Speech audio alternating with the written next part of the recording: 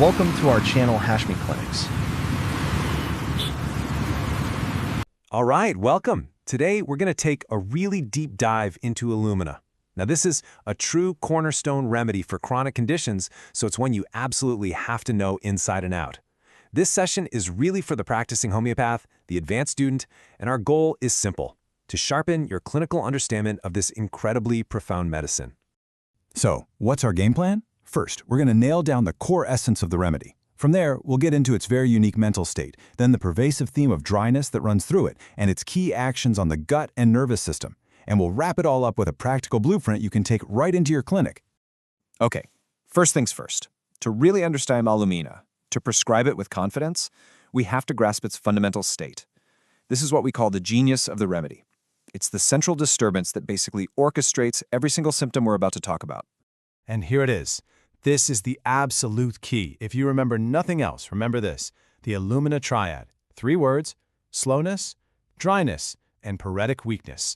Now, paretic just means a kind of partial paralysis, a profound weakness.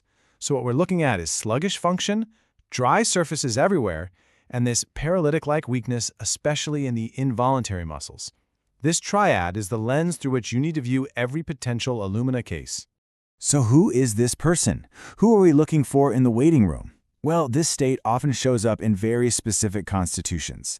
Think spare, dry, thin individuals who are just deeply chilly. They lack vital heat. You'll see this picture in the elderly or, in people who seem prematurely old and just worn out. It's also a huge remedy for delicate children, especially those who are raised on artificial foods, and for people with very sedentary lifestyles. All right, let's shift gears and move to the mind. Let's see how this core essence of slowness and weakness really expresses itself in the mental and emotional sphere. Because this is where we find some of the most peculiar and, frankly, some of the most defining symptoms of the entire remedy. Now check this out. We're talking about a profound distortion in the perception of time. This isn't just a patient being impatient. No, this is a genuine malfunction of their internal clock.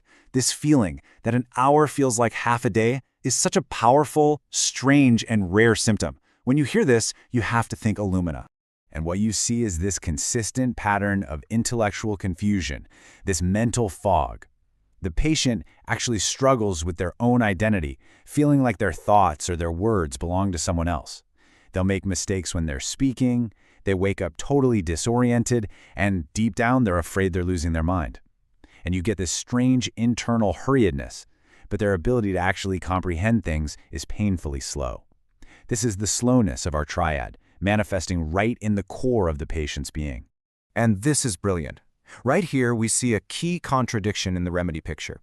Because out of this state of profound mental weakness and sluggishness, a very specific and shocking impulse can arise. This is an absolute hallmark of the remedy. This right here is an absolute keynote. This isn't some generalized depression with suicidal thoughts. No, this is a specific, horrifying impulse that's triggered by the sight of a knife or of blood. And the crucial part is, the patient themselves is terrified by the thought. They abhor the idea. An ego-dystonic impulse, one that's against their own values. Like this should immediately shoot Alumina to the very top of your list. Okay, so now let's explore that second pillar of our triad, dryness. We're going to see how it just permeates the entire physical constitution and all of the general symptoms. And we're not talking about just needing a little moisturizer here. This is a deep, systemic state of aridity. Yeah, this is not just superficial dryness. It's a deep-seated state. It's the dryness of our triad taken to the absolute extreme. The skin is chapped, brittle. The mucous membranes, nose, throat, they feel parched, almost glazed over. A complete inability to sweat is a very, very strong feature. And all this dryness leads to this intolerable, maddening itch, often with no rash at all, that's only relieved when they scratch until the skin actually bleeds. And of course, the desires and aversions, they perfectly reflect the remedy's nature. You get these cravings for dry food, like rice, and especially for indigestible things, chalk, starch, even charcoal. And on the flip side, a strong aversion to meat. And one of the great confirming symptoms of Alumina, potatoes always disagree. Always. All right, let's really focus in now on the 2 systems where Alumina's action is just so pronounced and so characteristic: the digestive tract and the nervous system. This is where we see that parapletic weakness, that third leg of our triad, in its clearest form. Here it is, the classic Alumina constipation. And this is the peritic weakness of our triad on full display. The patient can go for days without any desire whatsoever. The rectum is so inactive, it's peritic, that even a soft stool requires immense straining to get out. It feels paralyzed.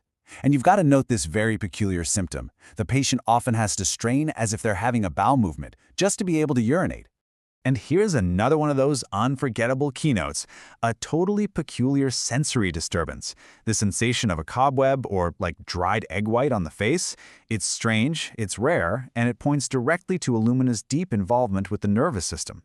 So when you put all these symptoms together, what do you see? You're looking at a clear picture of developing spinal degeneration. The patient staggers, and crucially, they can't walk with their eyes closed. There's numbness, a profound heaviness in the limbs, and there's that slowness again, this time in a delayed transmission of sensation. See how all three parts of the triad, slowness, dryness leading to numbness, and peritic weakness all come together right here? This makes Alumina an absolutely critical remedy in serious neurological cases. Okay, let's bring this all home. Let's consolidate this whole picture into a practical clinical blueprint. We'll look at the modalities, what makes things better or worse, and we'll compare Alumina to a couple of other remedies to help you really differentiate it in your practice. Right, the modalities. Super important for confirming your prescription. A few things really stand out. Notice that strong aggravation from potatoes and starchy foods. Symptoms are often worse in the morning and in the winter, and they can appear periodically, say on alternate days. On the other side of the coin, the patient generally feels better in the open air and from warm drinks. Now, a few remedies often get mixed up here: Alumina, Bryony, and Plumbum.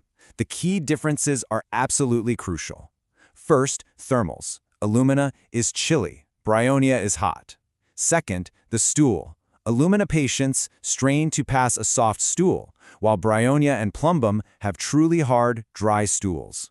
And Plumbum's paralysis comes with violent, constrictive colic, which is totally different from the slow, peritic state of Alumina. And always remember, Alumina is the chronic of Bryonia.